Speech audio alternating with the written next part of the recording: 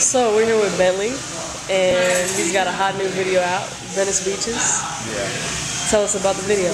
I'm excited. I think it's an extremely vulnerable video. I think that anyone who's an artist will be able to identify with it because it basically lays out, me, happen to be going to a location to drop my brother off, and for the first time I see the beach in LA, and I had never been to the beach, and I had been living out there for like 2 years.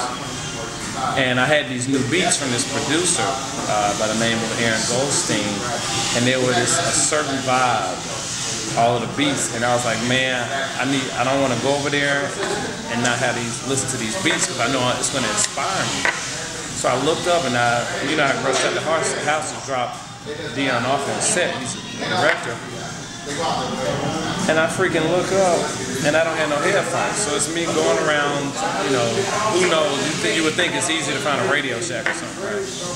And I'm driving around, and I found the Sears, and I go in to get the headphones, and it's just me going and finally getting the headphones on and turning the beat on. And, if you've never seen an artist kind of vibe or come up with an idea or a hook or a chorus, it really goes into the heart of me, dealing with some of the pressures that you deal with as an artist, and the time that it takes to write things, but ultimately I come up with the chorus at the end of the song, but it shows me kind of coming up with the chorus. So it's really a point of view, day in the life, and the recording.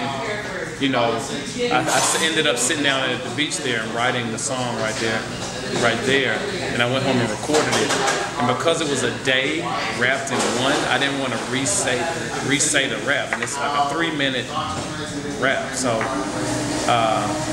just locked in time. And so I went back and recorded the seagulls and the waves at Venice Beach.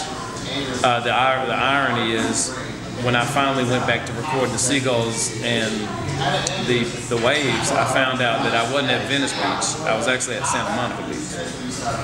But I'm waking up at 5 in the morning before it's light outside, and Dion is like, yo, I got to shoot at Venice Beach, so, I don't know where I am. And so it's funny to see people making comments, and they're like, I guess Bentley doesn't know. We know that this is Santa Monica, this isn't Venice Beach. Well, I do know that, and at the time I didn't know that, so the joke's on me, but it's kind of funny. But the story was, the song is the story, so I wanted to reshoot it, and it was interesting going back and actually seeing the song as I was driving around, going through what it is I saw, and people have been getting rave reviews from it, and the Colors EP is doing extremely well on iTunes, and you can go to my website, therealmrbentley.com, and there's 7 additional songs, which there's a very incredible song on there entitled, the title track, Colors, Cool Outrageous Lovers of Uniquely Raw Style, which has Bun B, the late great Pimp C, and Lil Wayne over a harp. Which is pretty cool.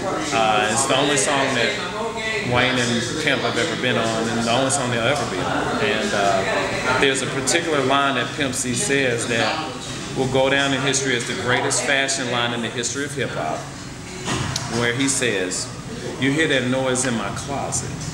That's the gator trying to talk to the chinchilla, trying to touch the ostrich." Now you go through your own Rolodex in your mind of any fashion lines of hip-hop. Go ahead. I'm going to give you some time. But you will never find a line that is as ill. That's what the Pimp said on the title track to my record. So thank you guys for appreciating it. I've been getting a lot of feedback. My Twitter is @CoolOutrageous, CoolOutrageous. And the reason I'm spelling it is because Lauryn Hill taught everybody the word reciprocity. And evidently there are a lot of people who can't spell outrageous.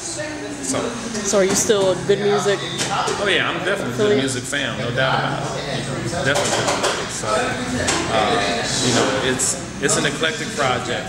It's an eclectic project, just as no 2 colors are alike, no 2 paintings or songs are alike. I don't really call my songs, I call them paintings, and I'm really a curator of this gallery that it's there for you all to peruse and appreciate. When you first came on the scene, a lot of people noticed you as, you know, you were the guy holding the umbrella for Diddy and whatnot. Have you kind of changed your image a little bit as you've transitioned into, you know, being an artist in your own right?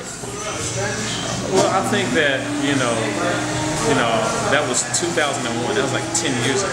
It's kind of amazing.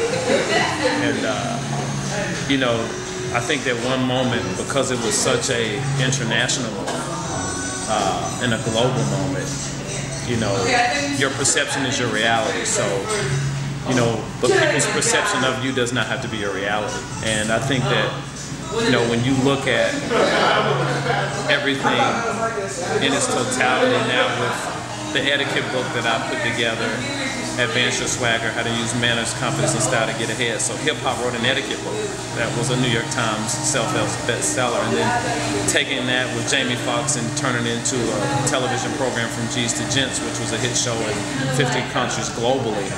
You know, I think that, you know, ultimately that particular gesture of kindness and that particular gesture of being, you know, a quintessential gentleman kind of crystallized a movement that we're all kind of living in today. So pretty cool. So any last words aside from follow you on Twitter, pick up the album? Yeah, definitely go to therealmrbentley.com. You know, you can download 7 of the free songs there, and you can go to the iTunes and get the other 8 songs, the EP, and check out the gallery. Hope you like the painting.